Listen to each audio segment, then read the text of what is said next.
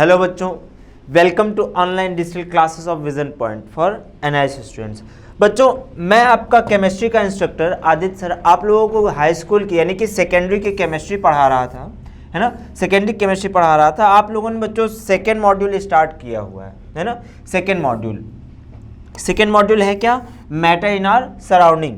बच्चों, इस मॉड्यूल में आप लोगों ने इसके पहले 2 चैप्टर पढ़ लिए हैं, है ना। 2 चैप्टर पढ़ लिए, यानी कि सेकंड चैप्टर आपने पढ़ा हुआ है और थर्ड चैप्टर आप लोगों ने पढ़ा हुआ है। अब आप पढ़ रहे हैं बच्चों फोर्थ लेक्चर, है ना, sorry fourth chapter. Fourth chapter कौन सा बच्चों? आपका chemical reaction and equation. Chemical reaction and equation ये चैप्टर चल रहा है बच्चों आपका। आप लोगों ने बच्चों इस चैप्टर में इसके पहले 2 लेक्चर पढ़ लिए हैं, है ना। 2 लेक्चर पढ़ लिए। 2 लेक्चर में आप लोगों ने ये जाना था कि केमिकल रिएक्शंस क्या होती हैं, केमिकल इक्वेशंस क्या होती हैं, केमिकल इक्वेशंस को बैलेंस कैसे करते हैं, ये सारी चीज़ें। आज आप क्या पढ़ेंगे बच्चों कि केमिकल रिएक्शन जो होती है उसकी टाइप्स क्या क्या होती हैं, है ना। केमिकल रिएक्शन जो होती है उसकी टाइप क्या क्या होती हैं। तो जो टाइप्स हैं उनके बारे में हमको थोड़ा डिटेल में स्टडी करनी है। तो जो स्टडी करनी है उसमें देखो बच्चों, आज हम लोग पढ़ क्या क्या पाएंगे। कॉम्बिनेशन रिएक्शन क्या होता है ये पढ़ पाएंगे, डिकम्पोजिशन क्या होता है ये पढ़ पाएंगे। डिकम्पोजिशन के 3 टाइप्स होते हैं, इनको भी पढ़ लेंगे, और डिस्प्लेसमेंट रिएक्शन पढ़ लेंगे। 2 रिएक्शन हमारी बाकी बचेंगे बच्चों, डबल डिस्प्लेसमेंट रिएक्शन और रेडॉक्स रिएक्शन। इन दोनों को हम लोग नेक्स्ट लेक्चर में पढ़ेंगे। ज़्यादा हो जाएगा एक बार में, अगर इतना सारा चीज़ पढ़ा दूंगा सब याद नहीं रख पाओगे, है ना। तो थोड़ा थोड़ा करके पढ़ते हैं। आज इतना पढ़ लेते हैं, इसके बाकी आगे जो है नेक्स्ट लेक्चर में पढ़ लेंगे। आज बच्चों स्टार्ट करते हैं। देखो, मैंने कहा कि टाइप्स ऑफ केमिकल रिएक्शन। आप लोगों ने कहा था सर केमिकल रिएक्शन क्या होता है, तो मैंने बताया था कि द रिएक्शन या the process in which new substance are formed with new chemical properties. तो बच्चों मैंने कहा था कि नई केमिकल प्रॉपर्टीज साथ में अगर कोई नया सब्सटेंस बनता है किसी भी प्रोसेस के थ्रू, तो उसको आप क्या कहते थे? उसको आप कहते थे केमिकल रिएक्शन। तो मैंने कहा केमिकल रिएक्शन के टाइप क्या क्या हो सकते हैं। तो आपने कहा सर देखिए there are 5 types of chemical reaction. Mainly 5 types का ही होता है, ठीक है, 5 टाइप्स का ही होता है। कौन कौन सा होता है? मैंने कहा सबसे पहला होता है कॉम्बिनेशन रिएक्शन, ठीक। दूसरा होता है बच्चों डिकम्पोजिशन रिएक्शन। तीसरा होता है डिस्प्लेसमेंट रिएक्शन। चौथा होता है डबल डिस्प्लेसमेंट रिएक्शन। और 5th नंबर पे आपके आ जाता है बच्चों रेडॉक्स रिएक्शन। रेडॉक्स शब्द का मतलब होता है बच्चों रिडक्शन प्लस ऑक्सीडेशन। क्या होता है? रिडक्शन और ऑक्सीडेशन, ठीक। तो इन दोनों रिएक्शंस को मिला करके एक ही नाम दे दिया जाता है रेडॉक्स, ठीक। दोनों को मिला करके एक ही नाम दे दिया जाता है बच्चों रेडॉक्स। आज हम पढ़ेंगे कॉम्बिनेशन रिएक्शन क्या होता है, डिकम्पोजिशन क्या होता है, डिस्प्लेसमेंट क्या होता है। चलो स्टार्ट करते हैं। तो जो पहला रिएक्शन मैंने कहा कि कॉम्बिनेशन रिएक्शन, ठीक। कॉम्बिनेशन रिएक्शन आपने कहा द रिएक्शन इन विच 2 और मोर देन 2, या तो 2 या फिर 2 से ज्यादा reactants react with each other to form a single product is called combination reaction, है ना। यानी कि आपने कहा सर हमारे पास एक रिएक्टेंट ए नाम का था, दूसरा बी नाम का था, तीसरा सी नाम का था। इन तीनों ने आपस में रिएक्शन की बच्चों, और बनाया क्या? आपने कहा इन तीनों ने आपस में रिएक्शन करके एक कंपाउंड बनाया जिस कंपाउंड का नाम आपने कहा सर डी है, ठीक। मैंने कहा या तो 2 रिएक्टेंट हो या फिर 2 से ज़्यादा हो। ध्यान सुनना, या तो 2 हो या 2 से ज़्यादा हो। 2 होगा तो भी चलेगा, 3 होगा तो भी चलेगा, 2 और मोर देन 2 होना चाहिए। तो मैंने कहा यहाँ पर जस्ट इमेजिन 3 हमारे रिएक्टेंट हैं, मान लिया 3 रिएक्टेंट हैं ए बी सी। इन तीनों ने आपस में रिएक्ट किया, और जब हमने प्रोडक्ट देखा तो प्रोडक्ट के फॉर्म में हमको सिर्फ एक ही कंपाउंड मिल रहा है। तो आपने कहा सब आपस में मिल गए, मिलने का मतलब कंबाइन कर गए। सब आपस में क्या कर गए बच्चों? कंबाइन कर गए। तो इस तरह की रिएक्शन जो होती है उसको आप क्या कहते हैं? Combination reaction. बात समझ में आई? सीधा सीधा आप कहना चाहो तो ये कह सकते हो कि the reaction in which more than one में मतलब 2 भी आएगा, 3 भी आएगा, 4 भी आएगा, सब आ जाएंगे। तो मैंने कहा more than 1 reactant combine with each other to form a single single product is called combination reaction. देखो कितनी तरह से आप एक ही बात को कह सकते हो। आप ये भी कह सकते हो react with each other to form a single product, या फिर combine to each other to form a single product. ठीक, कुल मिलाकर के सिंगल प्रोडक्ट बनना चाहिए। ठीक, और रिएक्टेंट एक से ज्यादा होना चाहिए, मोर देन सिंगल, है ना, मोर देन वन। तो अगर मोर देन वन का रिएक्टेंट है और प्रोडक्ट सिंगल है तो आप कहोगे रिएक्शन कैसी बच्चों, कंबाइंड, है ना, कॉम्बिनेशन रिएक्शन, रिएक्टेंट कंबाइन करके। तो मैंने कहा यहाँ एग्जांपल देखते हैं। आपने कहा सर ये CaO कैल्शियम ऑक्साइड, है ना, कैल्शियम ऑक्साइड, इसकी रिएक्शन बच्चों आपने वाटर से की, न याद हो तो यहां मैं नाम लिख दे रहा हूं, कैल्शियम ऑक्साइड। जो कैल्शियम ऑक्साइड होता है बच्चों, इसकी रिएक्शन आपने किससे कराई, वाटर से। ठीक, तो कैल्शियम ऑक्साइड की रिएक्शन जब आपने वाटर से कराई तो आपका कंपाउंड बन के क्या तैयार, आपने कहा सर यहां जो बना उसको आपने कहा कैल्शियम हाइड्रोक्साइड। अब ध्यान सुनो, कैल्शियम हाइड्रोक्साइड बना तो इसकी फिजिकल स्टेट आपने क्या लिखी है बच्चों, एक्वस, है ना, एक्वस। एक्वस क्यों लिखा है, एक्वस शब्द का मतलब मैंने शुरुआत में ही बताया था कि किसी सॉलिड का या लिक्विड का या गैस का वाटर में जो सोल्यूशन बनाते हैं उसको आप कहते हैं एक्वस सोल्यूशन। एक्वा शब्द का ही मतलब वाटर होता है, सुना होगा ना आप लोगों ने, मूवी भी आई थी एक्वामैन, वही वाला वाटर वाला, है ना, बिल्कुल। वाटर में सोल्यूशन बना दिया आपने तो उसको आपने कह दिया एक्वस सोल्यूशन। अब देखो कैल्शियम हाइड्रोक्साइड जो होता है, सॉरी यहाँ 3 बना दिया मैंने, 2 ही चाहिए था मुझको।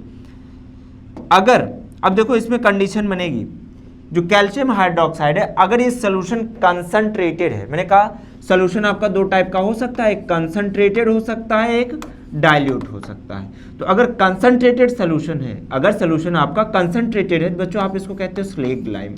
क्या कहते हो, स्लेक्ड लाइम। और अगर डाइल्यूट सोल्यूशन है बच्चों तो इसको आप क्या कहते हो, लाइम वाटर। क्या कहते हो, लाइम वाटर। बात समझ में आई, डाइल्यूट सोल्यूशन को आप लाइम वाटर कहते हो और कंसंट्रेटेड सोल्यूशन को आप स्लेक्ड लाइम कहते हो। ये कॉमन लैंग्वेज है ना, कॉमन लैंग्वेज है या कॉमन नेम जिसको आप कहते हो, कॉमन नेम है। और ये आपका साइंटिफिक नेम जिसको आप कहते हो केमिकल नेम है ना, केमिकल नेम और कॉमन नेम, 2 अलग अलग नेम मैंने यहाँ बता दिया आपको। इसी को CaOH होल ट्वाइस को, इसी के 2 नाम है बच्चों, कंफ्यूज नहीं होना, आगे देखो। फिर मैंने कहा यहाँ पर तो आपने मिक्स कर दिया था, मतलब सीधा इसको जानते हो बच्चों ये क्या है, अरे आप लोग बहुत अच्छे से जानते होंगे, घर में सुरती खाते होंगे, अरे घर में बूढ़े बुजुर्ग जो खाते होंगे तो जानते होंगे, उसमें वो लोग चूना मिलाते हैं, है ना। तो जो चूना होता है ना, चूना खाने वाला चूना, वही है ये कैल्शियम ऑक्साइड। आप लोग जानते हो इस चूना खाने के पहले क्या करते हैं, बुझाते हैं, है ना। गांव में कहते हैं कि चूना बुझा दो सुरती खाना। चूना कैसे बुझाते हैं, यही वाला होता है कैल्शियम ऑक्साइड। इसी कैल्शियम ऑक्साइड में वाटर मिला देते हो तो क्या बन जाता है, कैल्शियम हाइड्रोक्साइड, है ना। कोई टफ चीज़ नहीं, आपने घर में बढ़िया नॉर्मली ये सारी चीज़ें देखी हुई हैं। आगे देखो, मैंने कहा मैग्नीशियम मेटल, है ना, मैग्नीशियम मेटल को ऑक्सीजन की प्रेजेंस में अगर आप बर्न कर दो, उसको तो आपने डायरेक्ट मिक्स कर दिया था तो ये बन गया था। यहाँ क्या होगा, आपने क्या किया, बर्न कर दिया। मैग्नीशियम मेटल को ऑक्सीजन गैस की प्रेजेंस में आपने बर्न कर दिया। जब आपने बर्न किया तो मैग्नीशियम ऑक्सीजन कंबाइन करके बनाया क्या इन्होंने, मैग्नीशियम ऑक्साइड। क्या बनाया बच्चों, मैग्नीशियम ऑक्साइड। मैग्नीशियम ऑक्साइड जब बनता है, इसके आपको मैंने बताया था पहले शुरुआत में कि एक वाइट कलर की डैजलिंग फ्लेम प्रोड्यूस होती है ना, वाइट डैजलिंग फ्लेम। ठीक बच्चों, तो ये इस फ्लेम मतलब क्या होता है, आग, है ना। तो जब बर्न हो रहा होगा, जब बर्निंग हो रही होगी तो इस टाइप की एक फ्लेम मिलेगी और प्रोडक्ट के फॉर्म में आपको ये मिलेगा जो कि वाइट पाउडर होगा। क्या होगा बच्चों, वाइट कलर का पाउडर होगा। बात समझ रहे हो, वाइट पाउडर, अरे जैसे पाउडर आप लोग लगाते हो, टैल्कम पाउडर जितना लगाते हो, बिल्कुल उसी टाइप का दिखता है, वाइट। ठीक, तो मैग्नीशियम ऑक्साइड बिहेवियर पता चला, कलर कैसा होता है, वाइट पाउडर होता है।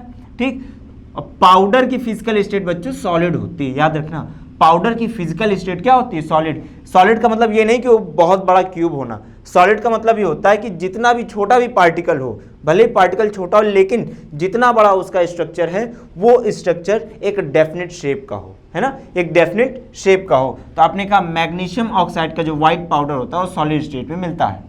बात समझ में आई, चलो आगे देखते हैं। फिर मैंने कहा कि अगर हाइड्रोजन गैस क्लोरीन गैस से रिएक्ट कर जाए, हाइड्रोजन गैस क्लोरीन गैस से रिएक्ट कर जाए तो बनता क्या है, हाइड्रोक्लोरिक गैस, है ना, हाइड्रोक्लोरिक एसिड नहीं, हाइड्रोक्लोरिक गैस, देखो गैस लिखा है मैंने। अब इसी गैस को आप वाटर में एक्वस सोल्यूशन बनाते हैं। अगर मैं कह दूं कि मैं इसी HCl का वाटर में एक सोल्यूशन बना दूं तो HCl एक्वस स्टेट में मिल जाएगा, है ना। तो ये आपका एसिडिक बिहेवियर शो करेगा, ये बच्चों आपका एसिड बिहेवियर शो करेगा और ये आपका न्यूट्रल बिहेवियर शो करेगा। क्यों करेगा, एसिड बेस एंड सॉल्ट में फिर पढ़ाऊंगा, है ना, एसिड बेस एंड सॉल्ट में फिर पढ़ाऊंगा, वहां फिर क्लियर होगा ये। तो अभी इतना याद रखो कि हाइड्रोजन और क्लोरीन को मिलाने पर, हाइड्रोजन गैस और क्लोरीन गैस को मिलाने पर हाइड्रोक्लोरिक गैस बनती है ना, हाइड्रोक्लोरिक गैस बनती, ना कि हाइड्रोक्लोरिक एसिड बनता है। एसिड कब आता है, जब आप HCl का एक्वस सोल्यूशन बना लो। एक्वस सोल्यूशन मतलब गैस इन वाटर। ये HCl का जो एक्वस सोल्यूशन है वो कैसा है बच्चों, gas in water. HCl gas का वाटर में आपने सोल्यूशन बनाया है, उस सोल्यूशन को आप क्या कहते हो, हाइड्रोक्लोरिक एसिड। बात समझ में आई, हाइड्रोक्लोरिक एसिड। आप प्योर HCl नहीं यूज करते, प्योर HCl नहीं यूज करते, उसका वाटर में सोल्यूशन बना के यूज करते। बात समझ में आई। ये देखो इतना था आपका कॉम्बिनेशन रिएक्शन। आपसे एग्जाम में पूछेगा तो आप क्या कहेंगे, आप मात्र इतना कहेंगे, ऐसे इतना बना करके आप चाहो तो सिंटैक्स लिख देना, ठीक, इतना बना करके आप सिंटैक्स लिख देंगे, ये डेफिनेशन लिख देंगे और ये एग्जांपल, सिर्फ ऊपर की लाइन, इसको 3 इक्वेशन मैंने आपको बताई जो आपको टेस्टी लग जाए, जो इक्वेशन आपको स्वादिष्ट लग जाए उठा के एग्जाम में डायरेक्ट टिप देना। आपका एग्जाम का जो मार्क्स है फुल मार्क्स मिलेंगे बच्चों। बात समझ में आई, पूरा एग्जैक्टली कॉम्बिनेशन रिएक्शन समझ में आ गया होगा। चलो आगे चलते, अगली बात आती है बच्चों डिकम्पोजिशन रिएक्शन की। देखो डिकम्पोजिशन रिएक्शन क्या होता है,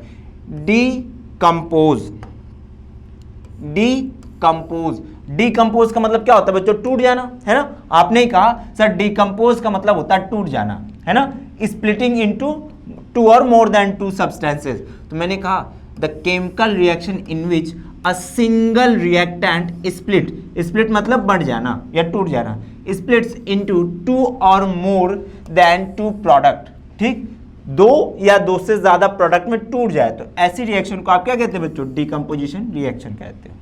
बात समझ में आई, ऐसी रिएक्शन को क्या कहते हो बच्चों, आप डिकम्पोजिशन रिएक्शन कहते हो। जैसे मैंने कहा इलेक्ट्रोलिसिस ऑफ वाटर जो होता है बच्चों, वाटर H2O की लिक्विड स्टेट में अगर आप इलेक्ट्रिसिटी पास करा देंगे तो हाइड्रोजन और ऑक्सीजन 2 गैसेस बन जाती हैं, है ना। इसके लिए मैंने कंडीशन लिखी, एसिडिफाइड वाटर लेना। प्योर वाटर इलेक्ट्रिसिटी का क्या होता है, कंडक्टर नहीं होता, वो बैड कंडक्टर होता है, जिसको आप क्या कहते हो, इंसुलेटर, है ना। प्योर वाटर इलेक्ट्रिसिटी नहीं कंडक्ट करता, यानी डिस्टिल वाटर में आप इलेक्ट्रिसिटी नहीं कंडक्ट कराते। आपको इलेक्ट्रिसिटी कंडक्ट कराने के लिए उसमें थोड़ा सा एसिड डालना होता है। चलो तो यहाँ पर मैंने उसी का डायग्राम बनाया है। मैंने कहा मैंने एक बीकर लिया, ठीक, इस बीकर में थोड़ा सा डाइल्यूट सल्फ्यूरिक एसिड डाल दिया, ठीक, पानी डाला और पानी में थोड़ा सा डाइल्यूट सल्फ्यूरिक एसिड डाल दिया। तो अगर मैंने सल्फ्यूरिक एसिड डाल दिया तो अब ये वाटर कैसा हो गया, एसिडिफाइड हो गया। वाटर कैसा हो गया बच्चों, एसिडिफाइड हो गया। मैंने इस बीकर को पलट के रखा था, या इस बीकर में नीचे से मैंने 2 इलेक्ट्रोड डाल दिए, एक इलेक्ट्रोड ये, एक इलेक्ट्रोड ये, ठीक। तो एक इलेक्ट्रोड यहाँ देखो, यहाँ लिखा भी हुआ है डायग्राम में नीचे साइड में, यहाँ देखो ये है आपका पॉजिटिव इलेक्ट्रोड, है ना, पॉजिटिव इलेक्ट्रोड, और इधर साइड में लिखा हुआ बच्चों नेगेटिव इलेक्ट्रोड। देखो नेगेटिव साइन बना दिया क्या मैंने, तो जिधर नेगेटिव इलेक्ट्रोड है उधर पॉजिटिव चार्ज जाके अट्रैक्ट हो जाएगा, जिधर पॉजिटिव इलेक्ट्रोड है उधर नेगेटिव चार्ज जाके अट्रैक्ट हो जाएगा।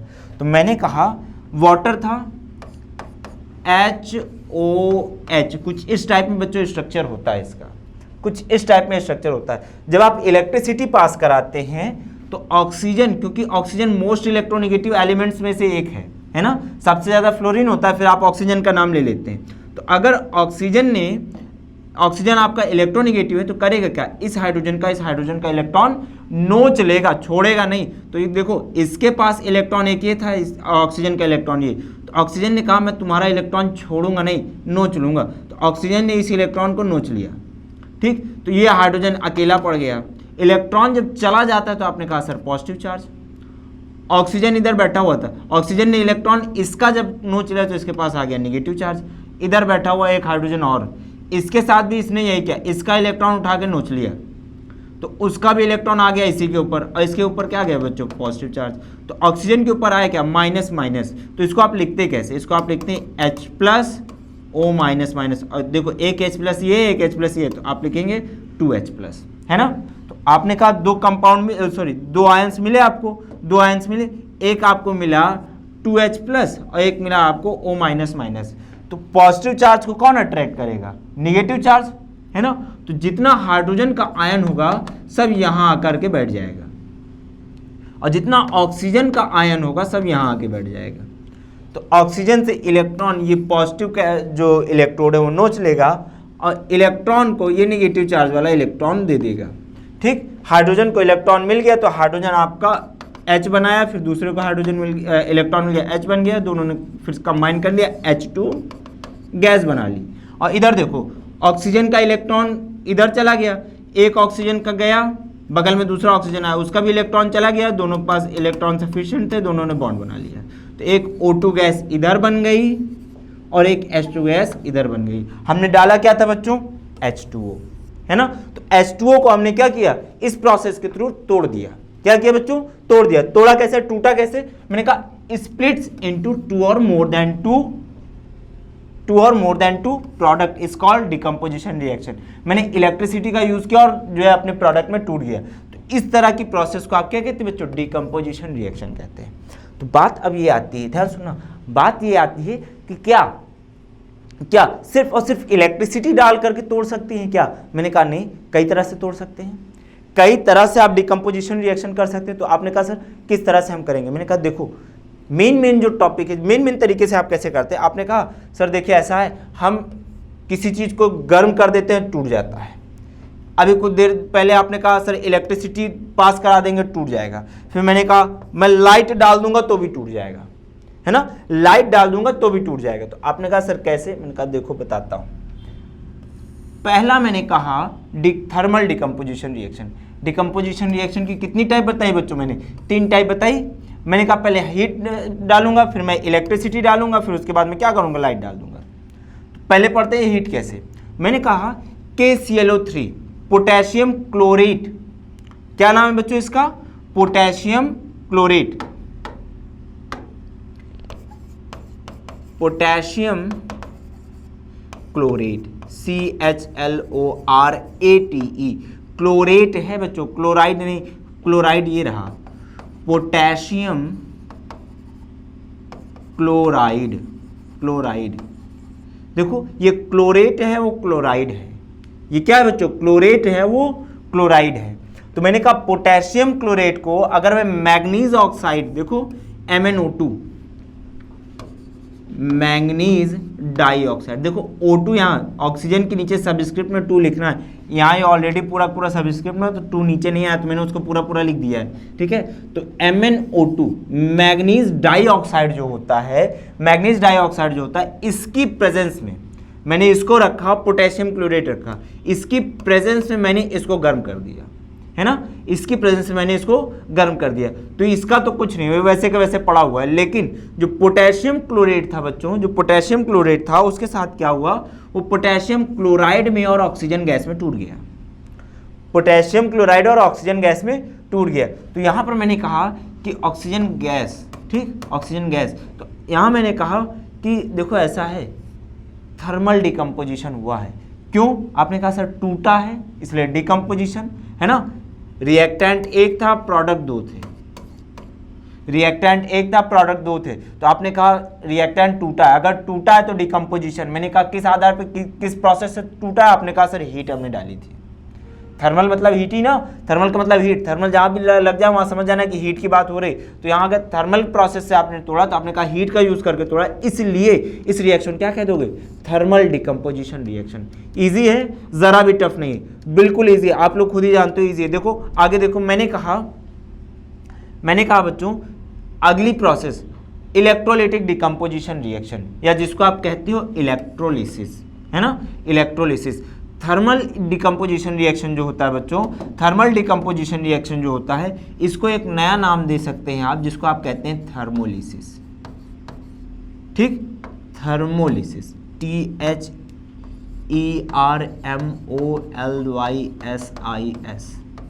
थर्मोलिसिस। जैसे आप इलेक्ट्रिसिटी पास कराने पर तोड़ते तो आप कहते हैं इलेक्ट्रोलिसिस, है ना, बहुत ज़्यादा नाम सुना होगा आप लोगों ने। इसी तरह अगर हीट का या थर्मल एनर्जी आपने यूज़ की और आपने स्प्लिट कर दिया दो प्रोडक्ट्स में, तो आप कहेंगे कि वो रिएक्शन कैसी थी बच्चों, थर्मोलिसिस थी, है ना। अब देखो इलेक्ट्रोलिसिस में क्या होगा, मैंने कहा मेरे पास NaCl था, है ना, NaCl था। आपने कहा सर NaCl कैसे तोड़ेंगे।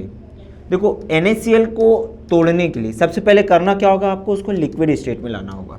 लिक्विड स्टेट का मतलब क्या होता है बच्चों, लिक्विड स्टेट का मतलब क्या होता है, इतना गर्म करो कि मेल्ट हो जाए, है ना, इतना गर्म करो कि पिघल जाए। पिघलना यहाँ वाला हीट के कारण। आप कहोगे सर कैसे टूटा, मतलब कैसे पिघला।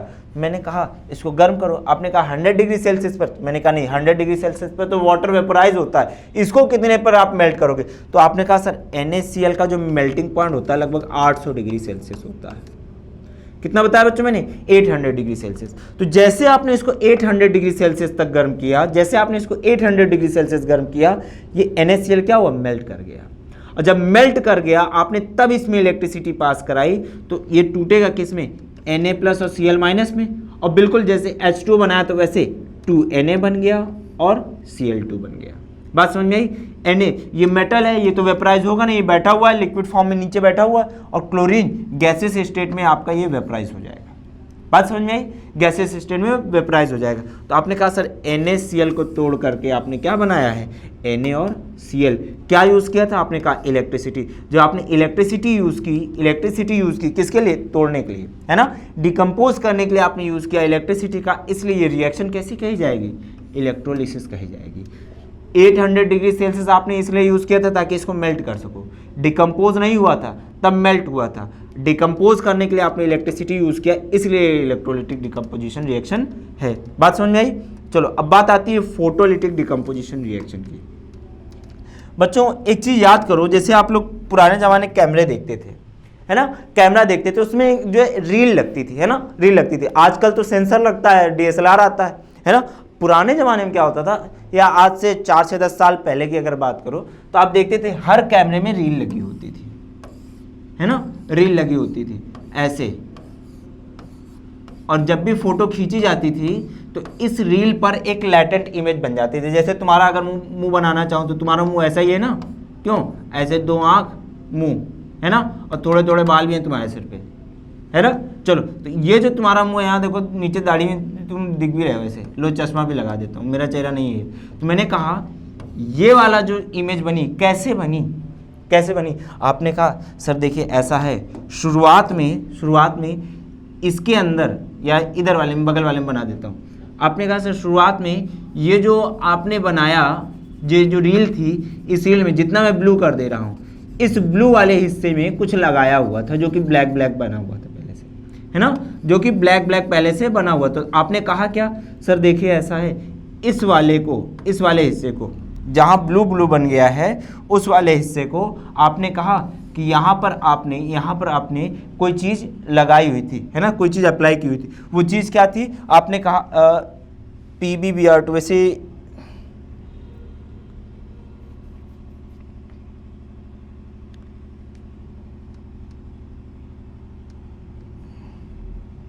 PbBr2 भी अगर आप लगा देंगे तो भी, मान लिया PbBr2 आपने लगाया था लेड ब्रोमाइड, ठीक, लेड ब्रोमाइड।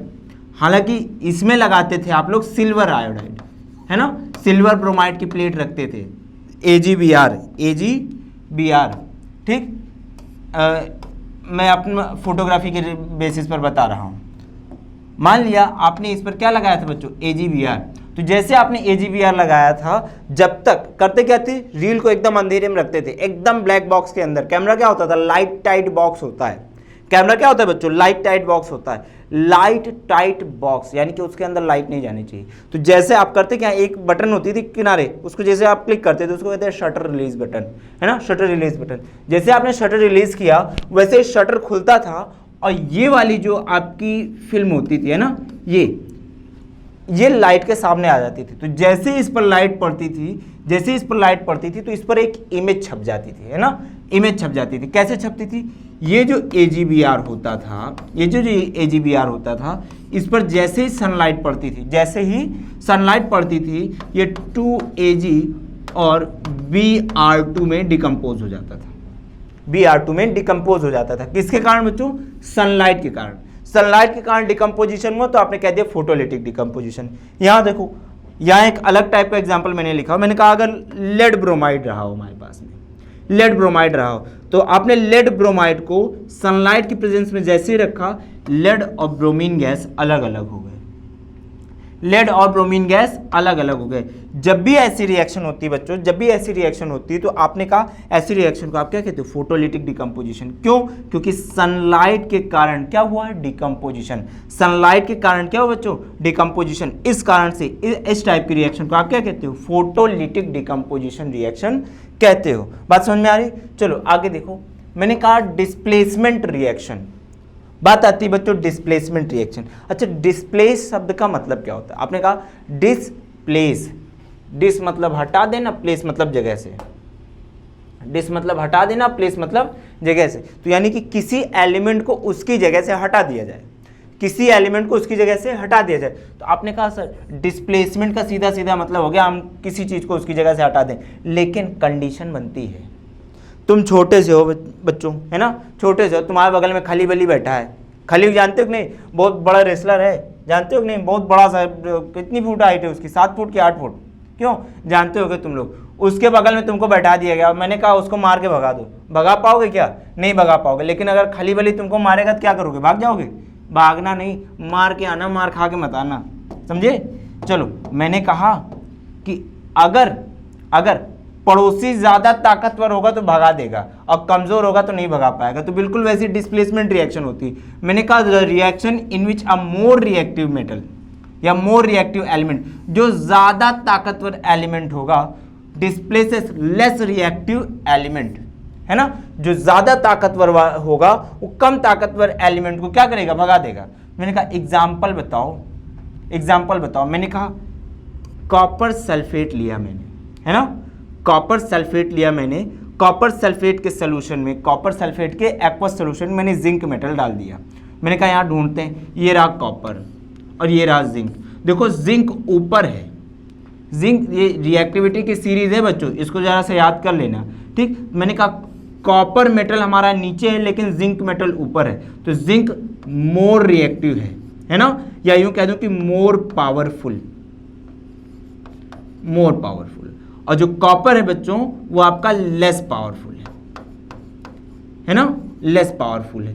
किसके कंपैरिजन में? किसके कंपैरिजन में? जिंक और कॉपर की कंपैरिजन करेंगे तो जिंक मोर रिएक्टिव है और कॉपर आपका लेस रिएक्टिव है ना, जिंक मोर पावरफुल है। तो मैंने कहा कॉपर सल्फेट का मैंने एक्वस सोल्यूशन लिया, उसमें मैंने जिंक डाल दिया, और जैसे ही मैंने जिंक डाला, ध्यान सुनो, ये ज़्यादा ताकतवर है, मोर पावरफुल, और ये कम ताकतवर है, लेस पावरफुल, है ना। तो ये आया, इसको मारा और भगा दिया, और जब वो भाग गया तो उसकी जगह पे आकर के ये बैठ गया, तो इसने कहा जिंक सल्फेट बन जाएगा। देखो कॉपर सल्फेट था, कॉपर सल्फेट था, बन क्या गया? Zinc sulphate. क्यों बन गया? जिंक ज्यादा ताकतवर था, जिंक मोर पावरफुल था, जिंक ने कॉपर को भगाया, उसकी जगह पे बैठ गया, तो बना क्या बच्चों? Zinc sulphate. और साथ में क्या बना बच्चों? कॉपर, है ना। कॉपर डिस्प्लेस हो गया, अब चोरी तो हो नहीं जाएगा, वहीं बैठा रहेगा, तो बेचारा किनारे बैठ करके देख रहा है कि उसकी जगह कौन बैठ गया? जिंक। तो बिल्कुल वैसे ही। लेकिन अगर मैं ये कह दूं, अगर मैं ये कह देता, जस्ट इमेजिन, मैं ये कह देता कि आपने कहा सर कॉपर लेस रिएक्टिव था, जिंक मोर रिएक्टिव था, इसलिए जिंक ने भगा दिया। मैंने कहा अगर जिंक सल्फेट ले लेते और जिंक सल्फेट के एक्वस सॉल्यूशन में मैं अगर कॉपर डाल देता, तब क्या होता? फिर वही बात, आप देखो कॉपर कम ताकतवर है और जिंक ज़्यादा ताकतवर है। कॉपर आकर के इसको मारेगा तो ये मार खाएगा क्या? वापस मार के भगा देगा, तो भगा देगा, तो इसने कहा तुमको अपनी जगह पे बैठने नहीं दूंगा।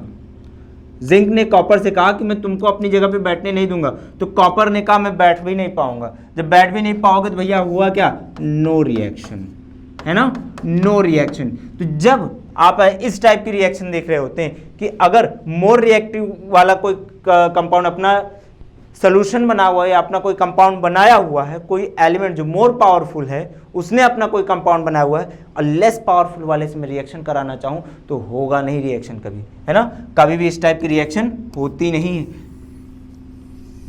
बात समझ में आई क्यों नहीं होती और क्यों होता है, ये दोनों चीज़ें आपको क्लियर किया मैंने, किससे, रिएक्टिविटी की सीरीज से, है ना। इसको आप लोग लर्न कर लेंगे। Potassium, sodium, calcium, magnesium, aluminium, zinc, iron, lead, hydrogen, copper, mercury, silver, gold और इसके नीचे आता है बच्चों प्लैटिनम। इस शीट में लिखा नहीं है, इसको भी लिख लेना आप लोग, है ना, इसको लर्न कर लेना। वो नहीं याद रहेगा तो ये आप कर नहीं पाओगे, ये बहुत इंपॉर्टेंट क्वेश्चंस में से है ना। वो उसको क्या कह दूँ, इस रिएक्शन को कह दूँ बहुत ज़्यादा इंपॉर्टेंट है इन दोनों को, कि आखिर कब रिएक्शन होती है और कब नहीं होती। चलो आगे देखते हैं।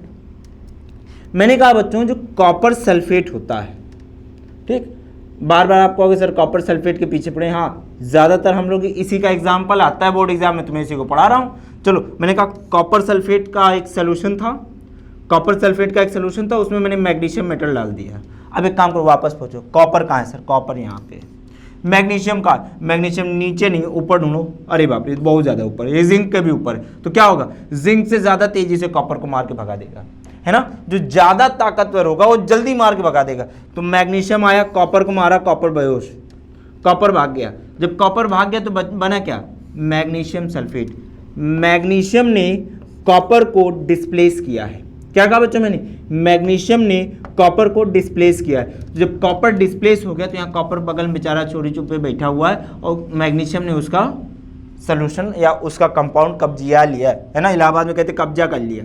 तो कब्जा कर लिया, कैसे कर लिया, उसने कहा मैग्नीशियम सल्फेट बना लिया, मैग्नीशियम ने अपना सल्फेट बना लिया, कॉपर को कहा भाग जाओ, तो कॉपर बेचारा भाग गया। तो मैग्नीशियम ने क्या किया बच्चों, डिस्प्लेस किया। तो इस टाइप की रिएक्शन को आप क्या कहते हो बच्चों, डिस्प्लेसमेंट रिएक्शन कहते हो।